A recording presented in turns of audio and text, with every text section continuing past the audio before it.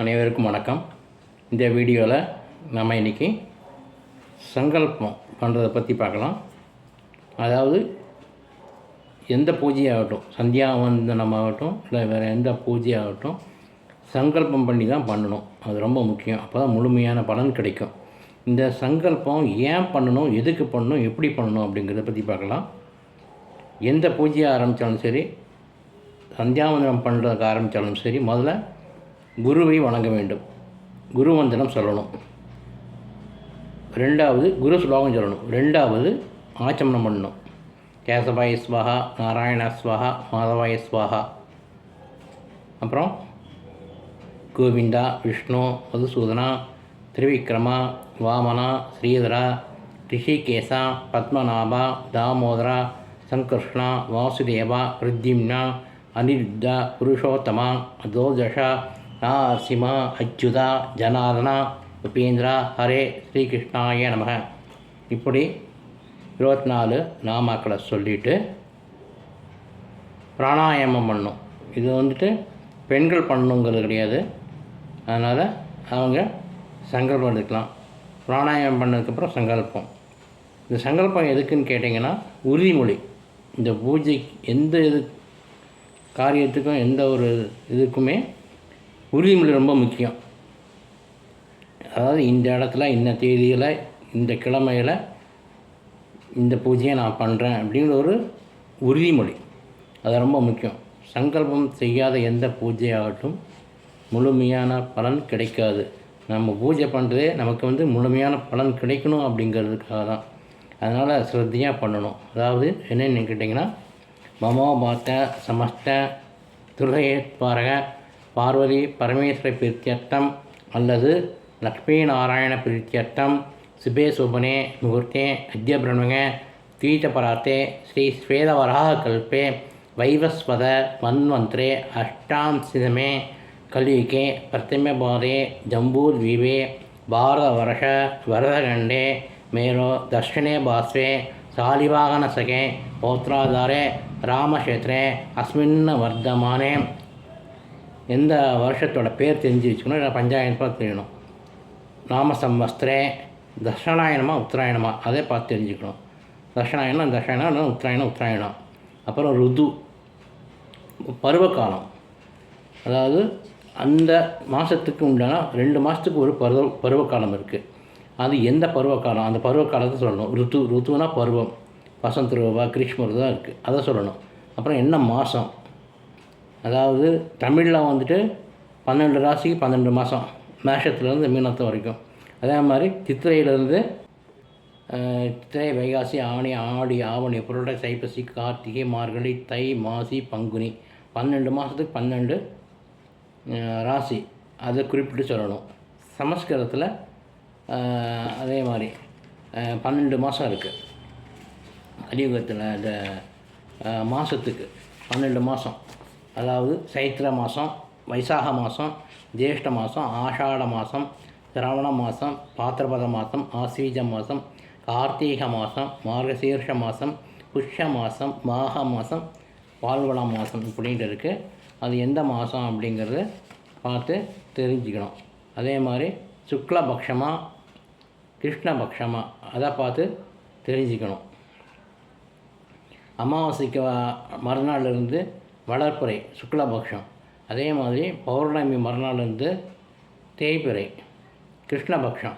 அதை தெரிஞ்சுக்கணும். அதை அன்றைக்கி என்ன திதி அப்படிங்கிறது தெரிஞ்சுக்கணும். அப்புறம் என்ன கிழமை, 7 கிழமை என்ன கிழமை பண்ணுறோம் அது தெரிஞ்சுக்கணும். அப்புறம் நட்சத்திரம், அன்றைக்கி என்ன நட்சத்திரம் அதை தெரிஞ்சுக்கிட்டு சுபயோக சுபகரண யாபங்குண சகல விசேஷன விசிஷ்டாயாம் அஸ்யாம் சுபரிலு அப்படின்னு சொல்கிறோம். இதுக்கெல்லாம் அர்த்தம் என்னன்னு தெரிஞ்சுட்டு பண்ணால் நமக்கு அர்த்தத்தில் பண்ணால் கொஞ்சம் நல்லா இருக்கும். என்ன அர்த்தம், சும்மா இதெல்லாம் சொல்ல அர்த்தமே தெரியாமல் சொல்கிறத விட அர்த்தம் தெரிஞ்சுட்டு பண்ணால் கொஞ்சம் நல்லது. அதாவது இந்து தர்மத்தில் நம்ம பஞ்சாங்கத்தில் கால கணிப்பில் பார்த்திங்கன்னா ரொம்ப அக்யூரேட்டாக தெளிவாக இந்த மாதிரிலாம் சொல்லி இந்த பூஜையை பண்ணுறேன் அப்படின்னு கடவுளை வேண்டிட்டு நம்ம பண்ணுறோம். அதனால் 100% நிச்சயமான பலன் உண்டு. அதாவது இந்த சங்கல்பத்தோட பொருள் என்னன்னு பார்த்தீங்கன்னா, என்னால் செய்யப்பட்ட எனக்கு வந்த அனைத்து வகையான பாவங்கள் அல்லது தீவினைகள் அழிவதற்காக ஸ்ரீ பரமேஸ்வரனை அல்லது ஸ்ரீமன் நாராயணனை திருப்தி செய்வதற்காக இந்த மங்களகரமான முகூர்த்த வேளையில் இறைவனின் அருளை பெறுவதற்காக இந்த வழிபாட்டை தொடங்குகிறேன். தற்போதைய கலியுகத்தில் வைவஸ்வத மனுவின் ஆட்சி பகுதி என்பதாகும். அதாவது கல்ப அப்படின்னா பிரம்மாவின் ஒரு பகல் பொழுது. இப்போ நாம் இருக்கிறது கல்பத்தின் பெயர் ஸ்வேத வராக கல்பே அப்படிங்கிறது. ஒரு கல்பம் அப்படின்னா 14 மன்வந்திரங்களாக பிரிக்கப்பட்டுள்ளது. ஏன்னா ஒரு கல்பங்கிறது 14 மன்வந்திரங்களாக பிரிக்கப்பட்டுள்ளது. ஒரு மன்வந்திரத்தை ஒரு மனு ஆட்சி செய்வார். ஒவ்வொரு மன்வந்திரத்துக்கும் ஒரு மனு ஆட்சி செய்வார். இப்போ தற்போதைய இந்த நம்ம கால கணக்கின்படி பார்த்தா நாம் வாழ்ந்துக்கிட்டு இருக்கிறது 7வது மன்வந்திரமாகும். 14 மன்வந்திரத்தில் இது 7வது மன்வந்திரமாகும். இந்த 7வது மன்வந்திரின் அதிபதி யாருன்னு கேட்டிங்கன்னா சூரியனோட மகன், அதாவது வைவஸ்வத மனு. அதனால தான் நாம் என்ன சொல்கிறோம், வைவஸ்வத மன்வந்திரே அப்படின்னு சொல்கிறோம். அதாவது நம்ம இந்து மதத்தில் சடங்குகளில் பார்த்தீங்கன்னா பிரபஞ்சத்தோட அட்சரகை மற்றும் காலத்தை துல்லியமாக அக்யூரேட்டாக கால்குலேட் பண்ணி இறைவனை வழிபடுறோம் நாம். அதாவது இடம் மறுக்கண்டு நம்ம எந்த இடத்துல இருக்கோம், பிரபஞ்சத்தின் எந்த இடத்தில் நாம் இருக்கிறோம், இப்போது அதை அக்யூரேட்டாக சொல்லிவிட்டு பூஜை பண்ணுறோம். அப்போ எந்த அளவுக்கு அதோடய பலன் நமக்கு கிடைக்கும் அப்படிங்கிறது பாருங்கள். அதாவது நம்ம இந்து பஞ்சாங்க கால கணிப்பு முறையின்படி நாம் இருக்கிறது வைவஸ்வத மன்வந்திரத்தில் வாழ்ந்து கொண்டிருக்கிறோம்.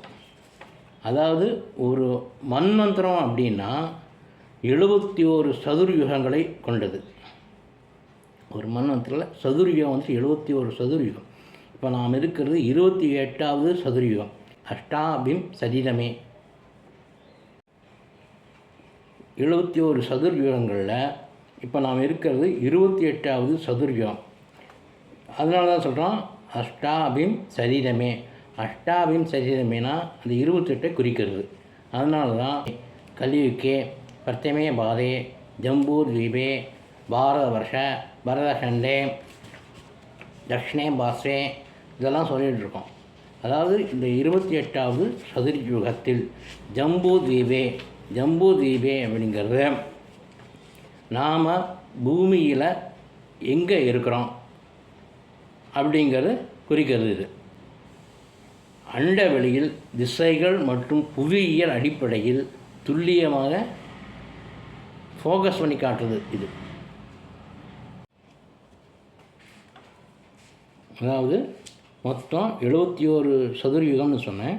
அதாவது 71 சதுர்யுகத்தில் நாம் இருக்கிறது இப்போது 28வது சதுர்யுகம். 21ல் இப்போ இருக்கிறது 28வது சதுர்யுகம். கலியுகத்தில் பார்த்திங்கன்னா அந்த 28வது சதுர்யுகத்தினோட கலியுகத்தில் நாம் இருக்கிறது முதல் பாதத்தில் இருக்கோம். பிகினிங் கலியுகத்தின் முதல் பாதத்தில் இருக்கிறோம். கலியுகம் எந்த பார்ட்டில் இருக்கேங்கிறது கூட சொல்லுது இந்த இதில் பஞ்சாங்கப்படி. இது அவ்வளோ ஒரு அக்யூரசி. பிரபஞ்சத்தில் அண்ட வெளியில் நாம் எந்த இடத்துல இருக்கிறோம், சேட்டலைட் மாதிரி துல்லியமாக காமிக்குது. எந்த இடத்துல இருந்து நாம் இந்த பூஜையை பண்ணுறோம் அப்படின்னு தெரிவிக்கிறது. அப்போ எவ்வளோ இது நம்ம பண்ணுற பூஜையை கடவுளை போய் சேரும் அப்படிங்கிறது நீங்கள் தெரிஞ்சுக்கணும். அக்யூரஸியாக காமிக்கலாம். வெளியில் சேட்டலைட்லேருந்து பார்த்திங்கன்னா நம்ம வீடு எங்கே இருக்குது, சமையல் அறை எங்கே இருக்குது, பெட்ரூம் எங்கே இருக்குது, எங்கே அக்யூரஸியாக காமிக்கிறதோ அதே மாதிரி தான் இது. நினச்சி பாருங்கள், சேட்டலைட்டை நம்புகிறோம். சைடில் பார்த்திங்கன்னா சூப்பராக காமிக்கும், பிக்சர் எடுத்து காமிக்கும் எந்த இடத்துல, அது எங்கே பதுங்குக்குழியாக இருந்தாலும் கூட அது காமிச்சு கொடுத்துரும் சேட்டலைட்டு. அதே தான். அப்போ சேட்டலைட்லாம் கிடையாது, பஞ்சாங்கத்தை வச்சு அழகாக கணிச்சிருக்காங்க. நம்ம பாரத தேசம் எங்கே இருக்குது, எந்த இடத்துல அமைஞ்சிருக்கு, அது முதல் கண்டு காமிச்சு இந்த பூஜையை நம்ம பண்ண சொல்கிறது நம்ம இந்து மத தர்மசாஸ்திரம். அதனால் தயவு செஞ்சு இது எல்லாருமே இதோட முக்கியத்துவம், இதோட மகத்துவத்தை தெரிஞ்சுக்கிட்டு சங்கல்பம் பண்ணிவிட்டு பூஜை பண்ணுங்கள். முழுமையான பலன் நிச்சயமாக கிடைக்கும், மாட்டுக்கிறதே கிடையாது. அதே மாதிரி ஜம்பூத்வீபே அப்படின்னா, ஜம்பூத்வீபே அப்படிங்கிற பகுதியில் அமைந்துள்ள பாரத தேசம். ஜம்பூத்வீபே அப்படிங்கிற பகுதியில் அமைந்திருக்கிற நம்ம நாடு, இந்தியா நாடு, பாரத தேசம் அப்படின்னு குறிப்பிடப்படுறது. அதனால் ஜம்பூத்வீபே அப்படிங்கிறது. இது எல்லாமே பார்த்திங்கன்னா நம்ம பாரத தேசம் எங்கே இருக்குது, பிரபஞ்சத்தில் எந்த பகுதியில் இருக்குது, எந்த கண்டத்தில். ராமக்ஷேத்திரா ராமர் ஆண்ட பூமி, இது கலியுகம், ராமக்ஷேத்திரே அப்படின்னு முடியுது. அதனால் இது எல்லாமே வந்துட்டு பிரபஞ்சத்தில் நீங்கள் எந்த இடத்துல இருக்கீங்க, சும்மா வந்துட்டு மந்திரம் மட்டும் சொல்லிட்டு போனால் அது வந்துட்டு தெரியாது. அதாவது எப்படின்னு கேட்டிங்கன்னா, ஒரு தபாலையோ ஒரு மெசேஜையோ நம்ம பாஸ் பண்ணுறோம் ஒருத்தருக்கு அப்படின்னா, இப்போல்லாம் லெட்டர்லாம் கிடையாது, குரியரே ரொம்ப கம்மி தான், தபால்லாம் கிடையாது சுத்தமாக. எல்லாம் மெயில் ஐடி, வாட்ஸ்அப் தான். வாட்ஸ்அப் அந்த ஃபோன் நம்பர் தப்பாக போச்சுன்னா வாட்ஸ்அப் சேராது. மெயில் ஐடியில் ஒரு சின்ன டாட்டோ ஒரு சின்ன கோடு மாறிச்சுன்னா கூட ஐடி போய் சேராது. அக்யூரேட்டாக இருக்கணும். அதே மாதிரி இந்த அக்யூரஸியில், சங்கல்பத்தில் அக்யூரஸி ரொம்ப முக்கியம்.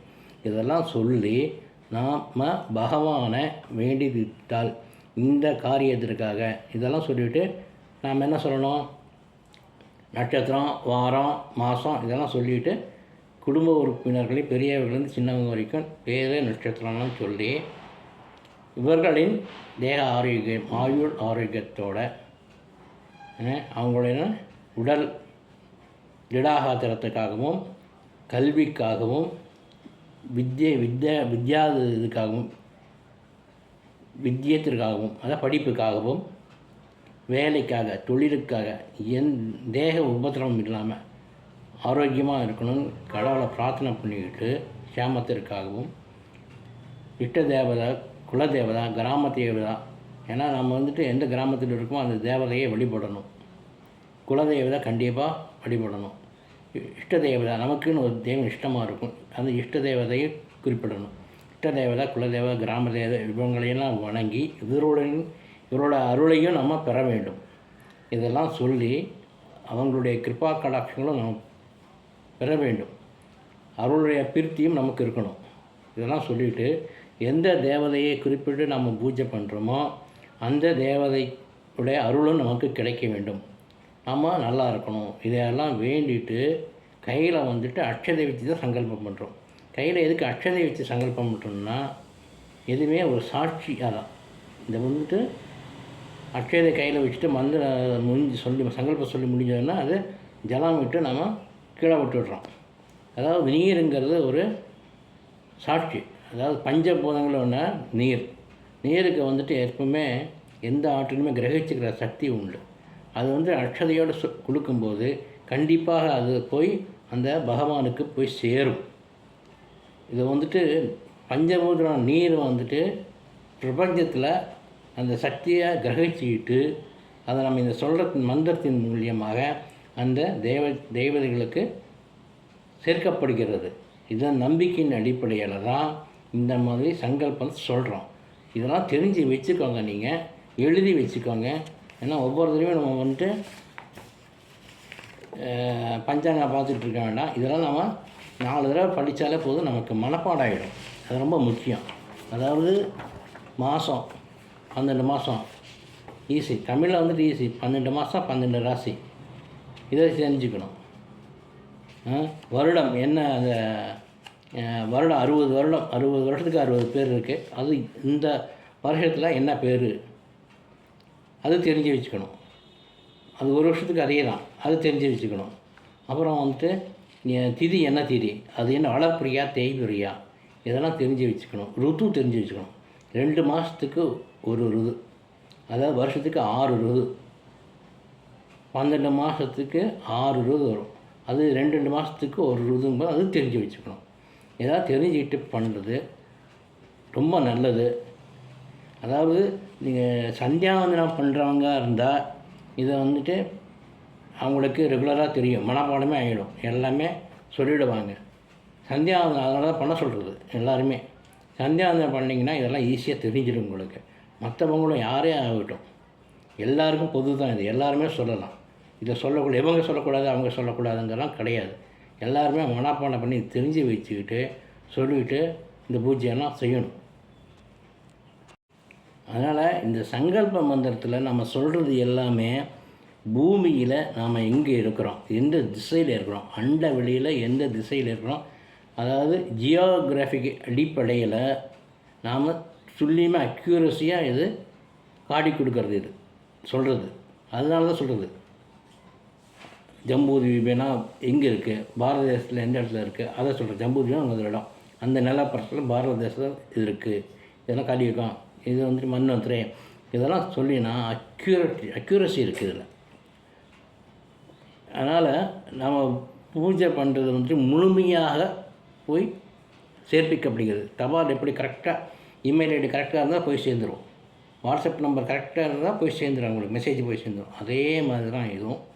அதனால் நாம் வந்துட்டு நம்ம பூஜை பண்ணுறதை வந்துட்டு கடவுளுக்கு தெரியணும், தெரியப்படுத்தணும் அப்படின்னு தான் நினச்சி பூஜை பண்ணுறோம். அதனால் சங்கல்பமே இல்லாமல் பூஜை பண்ணுறது பலன் கொடுக்கும், ஆனால் அது முழுமையான பலன் ஆகாது.